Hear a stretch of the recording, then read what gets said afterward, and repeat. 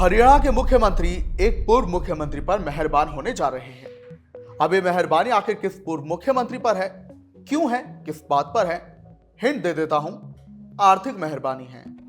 अब आपका सवाल भी होगा कि भैया एक पूर्व मुख्यमंत्री को आर्थिक मेहरबानी की जरूरत कहां पड़ गई और उन्हें आखिर क्यों दी जा रही है आर्थिक मेहरबानी। तो जानेंगे ना आप जवाब, हमारे साथ बने रहिए। नमस्कार, आप देख रहे हैं डिगी दहाड़, मैं हूं आपके साथ हूं पांडे।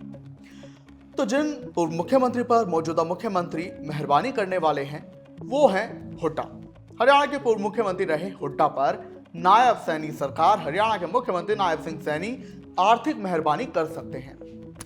और वो आर्थिक मेहरबानी 16 लाख रुपए का पेनल्टी रेट माफ करके है। बिल्कुल 16 लाख रुपए का पेनल्टी रेट हुड्डा का माफ कर सकती है नायब सैनी सरकार, मुख्यमंत्री नायब सिंह सैनी। अब आपका इस सवाल पर यह भी सवाल होगा कि आखिर वो 16 लाख रुपए हुड्डा पर पेनल्टी रेट लगा कैसे, क्यों? तो इसके पीछे हम आपको बता देते हैं आखिर क्या कारण है। पहले आपको यह भी जानकारी देते कि हरियाणा सरकार की कल कैबिनेट मीटिंग होने जा रही है। तो ऐसे में ये खबर आ रही है सूत्रों के हवाले से कि कल ही हुड्डा के पेनल्टी रेट को माफ करने पर फैसला हो सकता है। अब हम आते हैं कि हुड्डा पर पेनल्टी रेट वो भी 16 लाख का लगा कैसे, जानिए। तो देखिए, हुड्डा जब मुख्यमंत्री थे तो उन्होंने एक प्रावधान लाया था कि पूर्व मुख्यमंत्रियों को कैबिनेट रैंक का दर्जा मिलेगा। लेकिन जैसे ही 2014 में खट्टर की सरकार आई, उन्होंने फैसला पलट दिया। लेकिन एक प्रावधान था कि जो नेता प्रतिपक्ष है उसे कैबिनेट रैंक का दर्जा मिलेगा और जो तमाम सुविधाएं कैबिनेट मंत्रियों को मिलती है वो नेता प्रतिपक्ष को मिलेगी। अब 2019 में हुड्डा नेता प्रतिपक्ष बने, यानी उन्हें तमाम सुविधाएं मिली जो एक कैबिनेट मंत्री को मिलती है।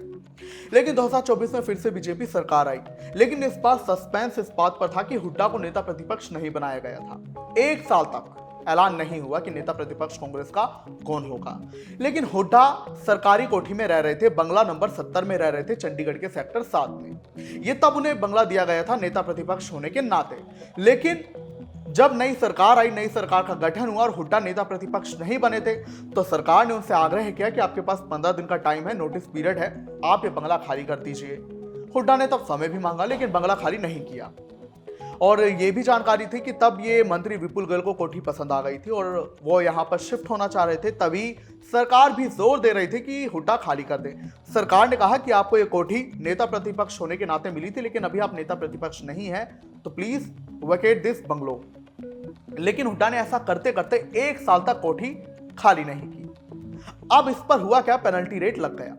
दरअसल हरियाणा सरकार में प्रावधान है कि अगर कोई नेता कोठी खाली नहीं करता है, सरकारी कोठी खाली नहीं करता है, तो उस पर पेनल्टी रेट लगता है। पहले महीने 50 गुना, दूसरे महीने में 100 गुना, तीसरे में 200 गुना, चौथे में 400 गुना, ऐसे करते करते लगातार पेनल्टी रेट लगता रहता है। तो यही पेनल्टी रेट 1 साल का हुड्डा पर 16 लाख हो गया। लेकिन हाँ, लगता है हुड्डा को यह बात जरूर पता थी कि नेता प्रतिपक्ष मैं ही बनूंगा, तभी उन्होंने शायद एक कोठी खाली नहीं की। खैर जो भी हो, वो नेता प्रतिपक्ष बने भी और अब उन्हें फिर से एक कोठी मिल गई है, लेकिन उन पर पेनल्टी रेट अभी भी लगा हुआ है, बकाया है। तो इसी पर यह जानकारी है कि हुड्डा ने मुख्यमंत्री को कहा था कि आप ये पेनल्टी रेट माफ कर दीजिए। तो अब यही खबर आ रही है कि मुख्यमंत्री नायब सिंह सैनी कैबिनेट मीटिंग में उनका पेनल्टी रेट शायद माफ कर सकते हैं और अगर ऐसा हुआ तो उन पर यह आर्थिक मेहरबानी होगी। आपको बता दें कि 2014 में हुड्डा नेता प्रतिपक्ष नहीं थे क्योंकि इनेलो की तरफ से नेता प्रतिपक्ष था। हुड्डा तब चंडीगढ़ में एमएलए फ्लैट में रहते थे, लेकिन 2019 में उन्हें नेता प्रतिपक्ष का दर्जा मिल गया। 2024 में तो उन्होंने उम्मीद लगाई कि शायद सरकार ही आ जाए, मैं मुख्यमंत्री बन जाऊं, लेकिन बने फिर से नेता प्रतिपक्ष। क्या कहेंगे आप इस पर कमेंट्स में जरूर बताएं।